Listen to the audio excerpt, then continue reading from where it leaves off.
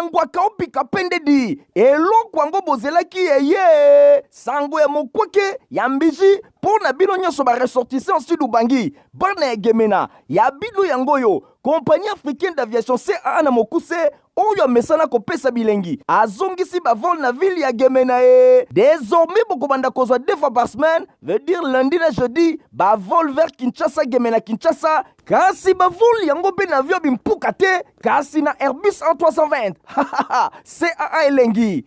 bangwaka boa elengi boa suka po moto eloba etumba nangwaka opika pende akosa te po bompikiliki boa nango pardon CAA 30 ans d'expérience mokoka na service ya peuple congolais mokili mona pendima les lois sopeli bana gemena luxe ya mpepo pe savoir faire na ye na CAA mosala se mosala. Bon début de semaine mabota abine merci pour vos événements sur la télévision na bino pona kolanda info linga la journal ya peuple pour la peuple to fongo la journal mokolo ya lundi 6 novembre pour la semaine qui après réunion il y a le 31 octobre les chefs de l'état Félix Antoine Tshisekedi Tshilombo akomaki na Luanda kuna na Angola pour na participer na conclusion il y a ba travaux il y a sommet extraordinaire il y a ba chef d'état pe il y a gouvernement ya SADC héritier mapine mapesi minoba détail.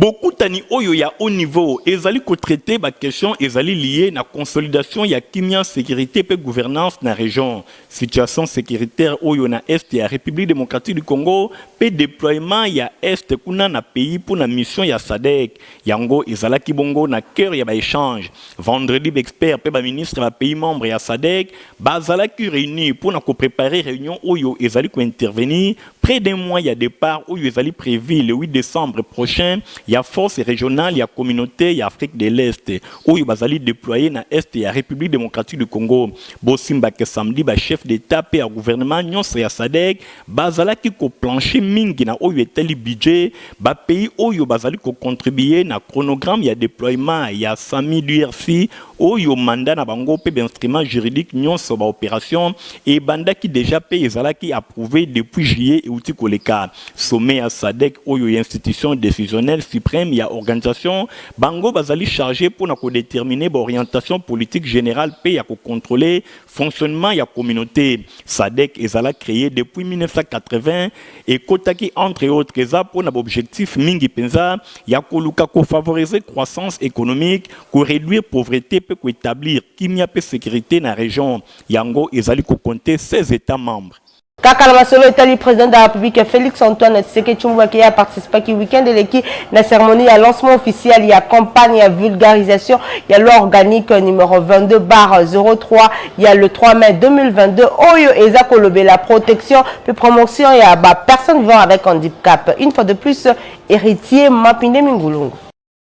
Président Félix Antoine Tshisekedi Tshilombo a participé au week-end de l'équipe dans la cérémonie à lancement officiel, il y a campagne, il y a vulgarisation, il y a loi organique numéro 22/03, il y a le 3 mai 2022. Oyo ezali kolobe la protection pe promotion des personnes vivant avec handicap. Na occasion Oyo chef de l'État a procédé qui na vernissage, il y a premier dictionnaire, il y a langue, il y a signe congolaise. Question il y a inclusion sociale, il y a PVH, pe il y a personne nyonso Oyo bazali bongo marginalisé na tango nyonso ezali ko constituer sujet moko ya makasi pour na importance moko capital ndenge chef de l'État atalisaki. Président de la République a se félicité qui n'a pas avancé palpable dans secteur il y a handicap. Oyo 4 ans le lot après nomination il y a ministre délégué en charge de personnes vivant avec handicap et autres personnes vulnérables. Il a relevé qui adoption et promulgation il y a loi organique numéro 22/03 il y a mise en place il y a secrétariat général rattaché au ministère chargé de personnes vivant avec handicap et batumususu oyo bazali vulnérable.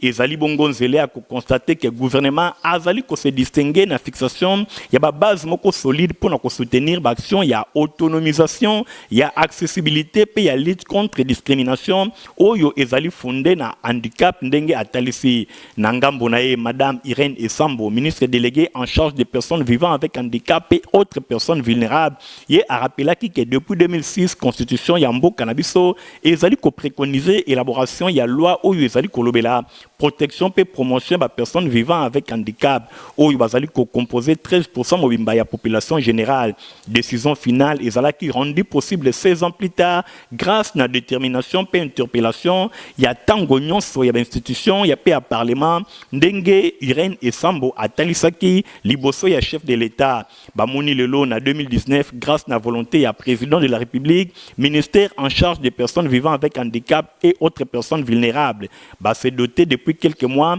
na secrétariat général pour na wana ba lancer recrutement ya ba agent pe ba cadre na billet ya école nationale d'administration.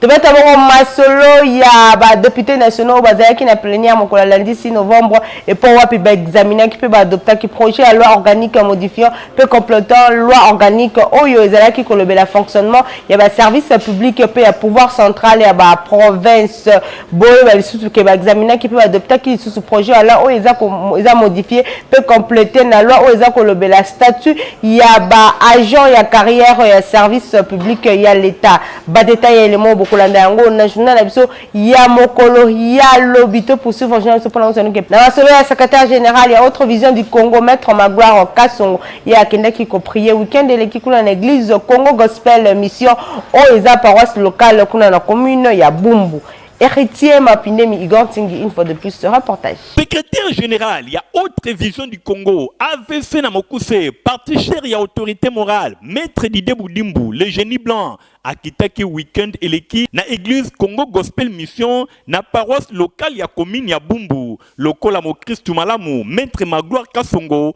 akendaki kosambela prière elekaki kitoko ba fidèle nyonso ya église Congo Gospel Mission paroisse locale ya Bumbu ba tondi samaki na sengo makasi komona secrétaire général ya AVC Maître Magloire Kasongo apusani pene na bango pona kosambela pe kobondela bango elongo. Maître Magloire Kasongo lokola mo Christu malamu tango nyonso atikaka ba ambition na ye pe misala na ye nyonso na maboko na Nzambe. Bongo tango bapesaki maloba ezalaki occasion pona kokominier elongo na ba fidèle ya église oyo Congo Gospel Mission atalisaki bango ba ambition na ye abetelaki bango masolo ke azali candidat pour la circonscription électorale ya Funa azali kosala makasi pour na district ya Funa eye bana kokende liboso pe makambo nyonso eye bana kotambola malamu bosimba ke message ya Maître Magloire Kasongo ezalaki vraiment capté 5 sur 5 et sepelisaki ba fidèle nyonso ya église Congo Gospel Mission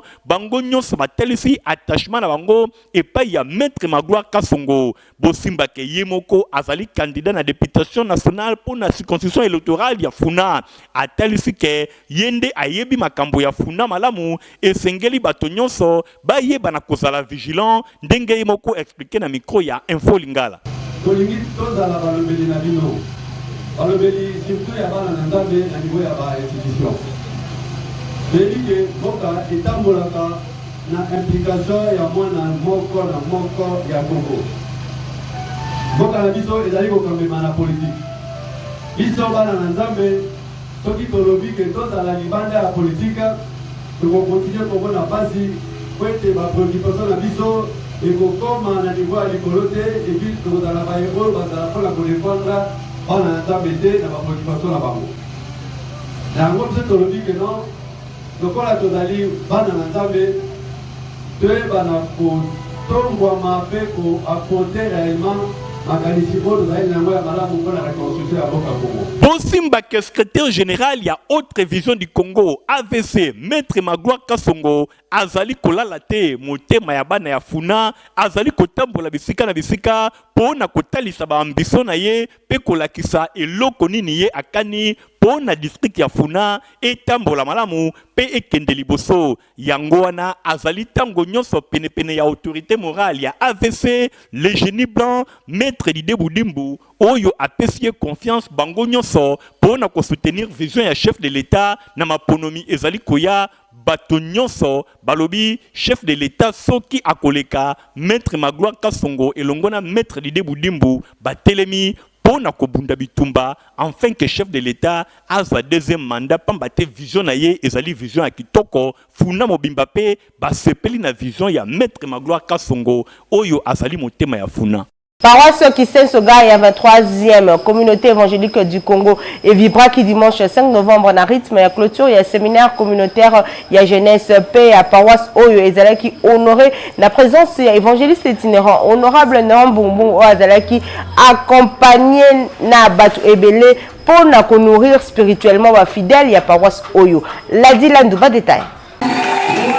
Journée à dimanche 5 novembre 2023, ezalaki très chargé pour na honorable Néron Bungumbungu, évangéliste itinérant na Tongon Fumabanga Moyo, abandaki na paroisse ya Kisensogar, na consistoire ya Matete, ya 23e communauté évangélique du Congo, CEC na Mokuse Oyo ezwami na commune ya Kisenso, wapi pai azalaki invité pour na côté ya na culte ya clôture ya séminaire communautaire de jeunes Oyo ebongisamaki elongo na journée spéciale ya Ekodim école de dimanche na sima ya présentation na ye epai ya bandimi epai ya pasteur responsable ya paroisse Oyo révérend Thomas Bakutakana elongo na kafumba na délégation Oyo et accompagnaki ye évangéliste itinérant Néron Bungu afongolaki Biblia na 1 Timothée chapitre 4 verset 12 pour na côté ya maloba na Nzambe le jeune modèle à l'image de Dieu yangonde ezalaki mama na likambo alobelaki ezalaki libaku munene pona motei ya koloba na bilenge balinga Nzambe maloba na ye pe batangaka yango na Biblia makasi révérend Thomas Bakutakana asepelaki makasi pona mateya Oyo pe arasiraki ye na ndenge amipesa pona mosala na Nzambe bosimbake abakisaki lisusu kolobake ndenge asutenaka misala na Nzambe yepe akotikala kobosa na yete na tango ya maponomi ezali koya andiko sala mabondeli na biso po ete na oyo nyonso azali kosala pe oyo akosalela biso lisusu kati na paroisse oyo Nzambe acha ye loboko po ete tolonga pe alonga na ye kozala moko na bakambi na basiège oyo ye alingi kosala uta na députation nationale kuna pe awa na provincial pe ba candidat nyonso o baza filié epai na ye tozali kotombela bango succès malamu pe bazwa bisika yango bazali ko luka kosala na ngambo na ye mokambi ya bilenge asepelaki ye pe lisusu na présence ya évangéliste itinérant honorable Néron Bungu pona milulu oyo koyamba o azali papa na casquette ya évangéliste ebele kaka aza honorable or excepté que honorable na ye azali pe évangéliste de tobengaki pour que ayeba ko clôturer semaine na biso en bonté lelo tozali na journée spéciale et kodim tolandaki enseignement du lundi mardi jusqu'au samedi et lelo ezali spécialement pour la sous-branche ya Ekodim. Bosimba ke culte ya clôture ya semaine communautaire de jeunes awa na paroisse ECC 23e communauté Oyo ezwami na commune ya Kisenso ezalaki pe marqué na louange na nzela ya ba chorale ebele ndakisa chorale Kilombo na ngambu na bango bana ya Ekodim basalaki pe ba récital elongo na ba poème na sima ya culte fanfare ya paroisse ya accompagnaki fumwa banga moyo tina balabala ngufu wapi epai batata ba mama pe ba jeune ya quartier Kisenso ga batondaki pona koyamba ye na église pe na ba base na ye ba visitaki kaka eyenga eleki honorable Néron Bungu alobaki ete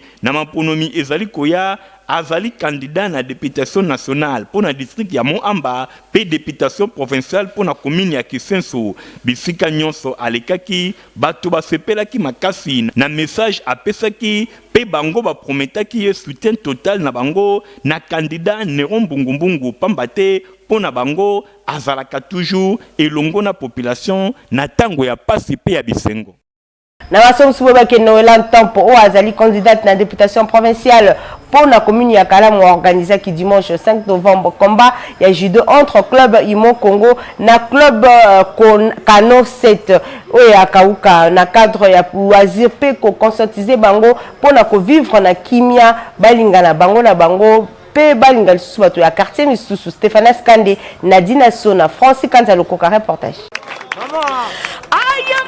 kitoko na millier ya basportif ya judo na quartier Imo Congo. Ye nani Noela Tampo, candidate na députation provinciale ya commune ya Kalamu. Mwana ya yolo ya Tongo, ba club mibale kakande bazalaki nanu sélectionné to moni bongo club Imo Congo contre club Kano de 7 ya Kauka. Ezalaki vraiment na cadre ya loisir na but ya ko conscientiser bango pambate lelo soki botali na ba quartier ebele ba jeune ba koma na barando oyo emema en moko ya makasi oyo ezali nanu ko persister talatina ya présence ya mama Peggy Chiswaka oyo Noela Tampo azali ko benga bongo coach. Mama Peggy Chiswaka azali pe candidate na funa bango nyonso na compte ya AFDC ya président Bahati Lukwebo abeta kisete pona ko expliquer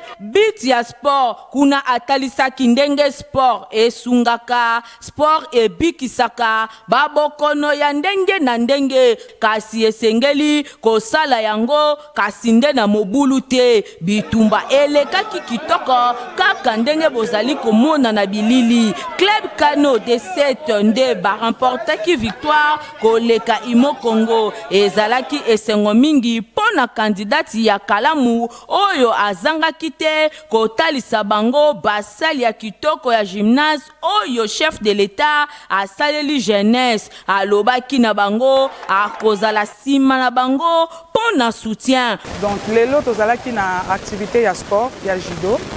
oyo salaki ke to organizaki yango pona ba jeune parce que comme on a makambo oyo chef de l'État sali na Congo en tout cas elamusi biso parce que sport est comme le quoi économique. Alors de yango tozwaki likanisi lelo pourquoi pas ko sala yango nde tozwaki to sala judo. Mais à part judo tozwa na activité mususu pe ya ko sala ba foot ezali basket ezali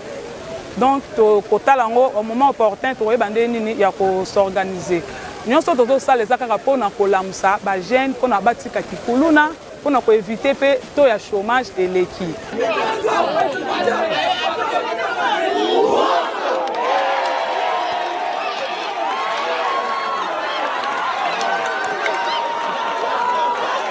Maître Jason Kitiba Ikuku, cadre, il y a parti politique Alliance de réformateurs pour un nouveau leadership. Il y a Betsaki dimanche 5 novembre. Pour l'intérêt, il y a Saint-Théophile, on a commis à Lemba match et loisir entre Bana et Lemba et Bana et Matete. Nadine Assona Fabrice, Lundum Bazaki, on a compté un Fulingala.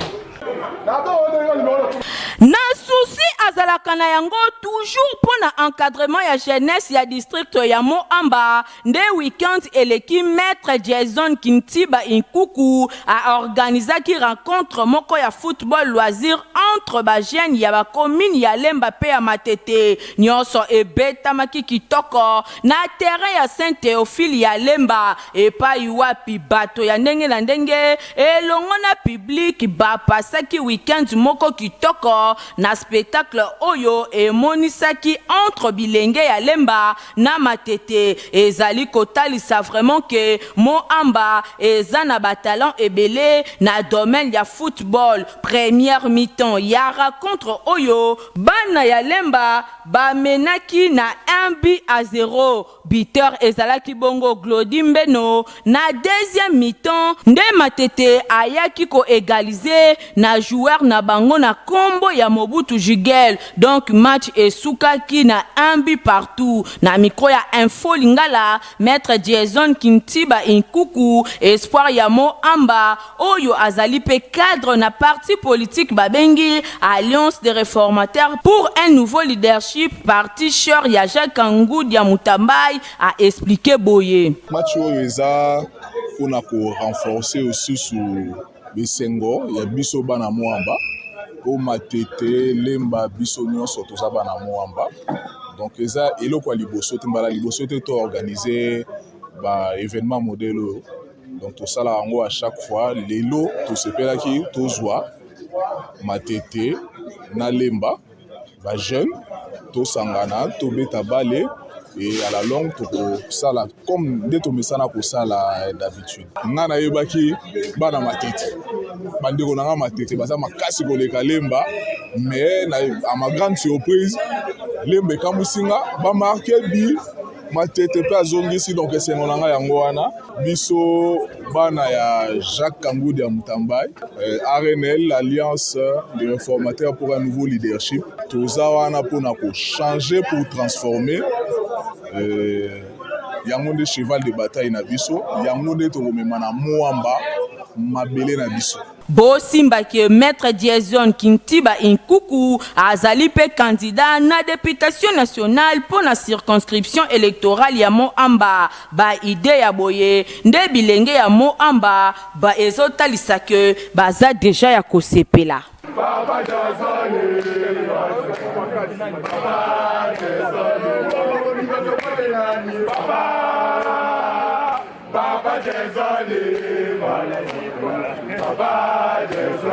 Bavol ya Kinshasa Gemena Kinshasa ici et banda kiboba que premier vol et c'est les maki qui toko kuna na report ya Gemena une fois de plus Nadine Assona Mouyala 50 nde ezalaki Air Oyo Airbus A320 ya compagnie africaine d'aviation CAA na bokuse et kitaki pona mbala liboso na aéroport national ya Gemena depuis bakangaka escale Oyo na 2016 na pied d'avion tomonaki maire ya Gemena Jacob Luba ya Mbuka Oyo asaluaki commandant à bord Lick Scripsens na ba membre nyonso ya équipage avant amema bango po ba saluer ba chef coutumier ya ville ya Gemena pe bato ya nzinga Oyo ba entouraki président national ya association socio-culturelle Ngambe Bouclier Mbaka Emmanuel Ngbali Gaza Oyo ba bundi makasi elongo na ba autorité provinciale ya Sidubangi na fête ya Sidubangi pona ko convaincre hiérarchie ya CAA po bandima ko servir ligne aérienne Oyo kitoko. Merci à la hiérarchie de la CAA qui finalement a accepté de répondre positivement à notre démarche. Nous remercions les ministres des Transports et de la Communication qui ont mis en compte. Nous remercions également et nous remercions toute la population qui nous a soutenus. Toute la population qui nous a soutenus pour cette démarche. Ambiance ezalaki total na aéroport ya Gemena population bayaki ebele Oyo babinaki na rythme ya groupe folklorique Gazawili. Et landisamaki na visite ya avion na kati epa ya ba chef coutumier pour na rendre compte ya confort pe capacité d'accueil nango pour na premier vol Oyo bondi melangake CAA azalaki na 123 passagers na arrivé pe 92 na départ ya Gemena Oyo ezali penza motif ya fierté pour na chef ya escale Monsieur Longondo GG. À la joie pour la journée d'aujourd'hui puisque mon patron m'a honoré. Je suis en train de rassurer la population que nous sommes là. Donc on a organisé 2 vols par semaine. Je sais que si plus on va augmenter le trafic, nous allons aussi modifier. On va ajouter encore un autre. Voilà la seule promesse que moi je paie, que nous sommes avec vous et nous allons desservir la contrée du Sud-Ouest.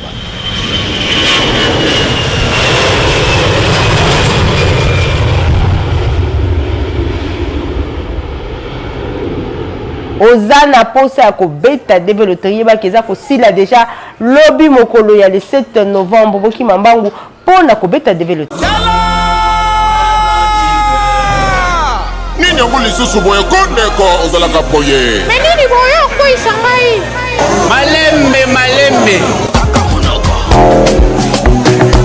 Teko ya Kinshasa ofandi na 24 communes pe na ba province tope na Brazzaville. Yeba yango que masolo ya développerie édition 2025 ici est parti du 4 octobre au 7 novembre 2023 yo Mazoua ici à Pongwami yaka kotonte chance na yo autre occasion ya komona États-Unis d'Amérique mboka ya oncle Sam grâce ya Nzambe Congo Yaya Pembo continue masolo ya développerie na Afrique centrale mobiba Yeyo, ADG Eric Mwamba, patron ya l'agence de voyage Eric Travel, Oyo ekanga masolo na Kinshasa ya kosambe zate. Na $5 ya poma par personne, papa, maman, et ma famille na yo mobimba, on a contenté chance, yo peba menga yo kanyon, awa condition ezate, awa na l'agence de voyage Eric Travel, bazali ba spécialiste, na développerie, na Congo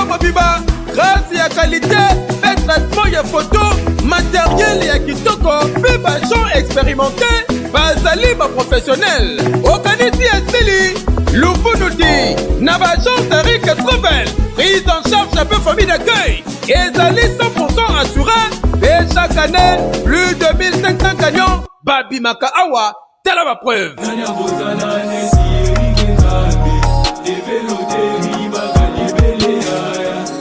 on a compété de véloterie na bagence Eric Trouvel yaka na badresse oyo na Mikonga na commune ya Ntele ozali sur boulevard Lumumba numéro 44 na quartier Mikonga na commune ya Ntele référence CCT non loin ya alimentation régale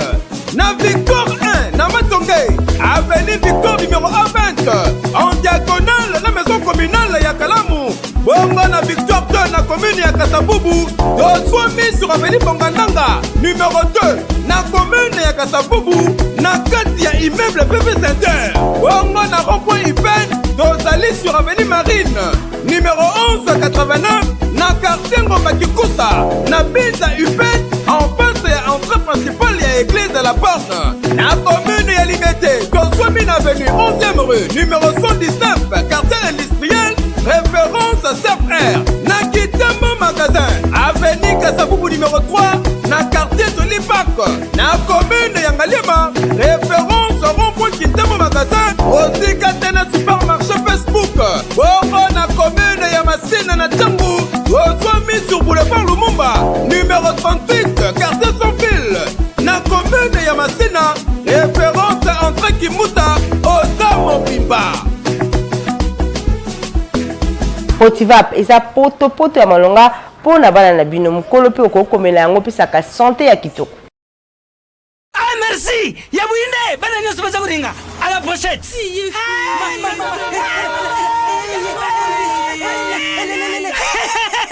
Buzala kwarme Potivap est tonne la protéine et énergie. Ah papa merci pour les pour les enfants. Eh Bino, bote la baonine. Pona bana na yo bakumarukura bana oyo folesaka bango poto Potivap eza bapota te allez kamata bon appétit bana nyonso bayaka Potivap awa basisi kolia ya bango Potivap babandi badansi na bango ya babebe pro tala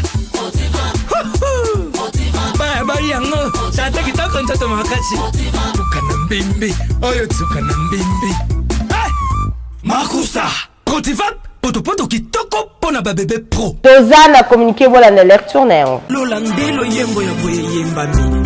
Famille Tony Gabriel, évêque président, Cordège Sadi Gabriel, ya Armée de Victoire, et Madison Gabriel Kefi. Ba ressortissant nyonso, ya Makela, Dozombo na Angola, bazana mawa ya kwebisa na bandeko, baninga pe bayeba na bango nyonso, liwa ya mama, tante, Coco, pendeko na bango, Pauline et Saka, oyo akufaki depuis le 28 octobre 2023. Na yango programme ya matanga ezali boyi. Mokolo ya vendredi 10 novembre 2023, veillée mortuaire et kosalema na salle ya cathédrale du centenaire oyo ezwami na commune ya Lingwala. Bongo mokolo ya samedi 11 novembre 2023, levée du corps et kosalema na hôpital ya cinquantenaire. Exposition na yango et kosalema pe na cathédrale du centenaire na commune ya Lingwala. Boye messe d'action de grâce et kosalema pe sur place kuna. Bongo na sima, enterrement et kosalema na nouvelle cité oyo ezwami na province ya Congo central. Après enterrement, bain de consolation et kosalema na salle ya cathédrale du centenaire toujours na commune ya Lingwala. Tika été communiqué oyo et comme la baynyonso bayibaka maman Pauline et Saka. Communiqué oyo ezali signé et paye évêque président Cordège Sadi Gabriel ya Armée de Victoire.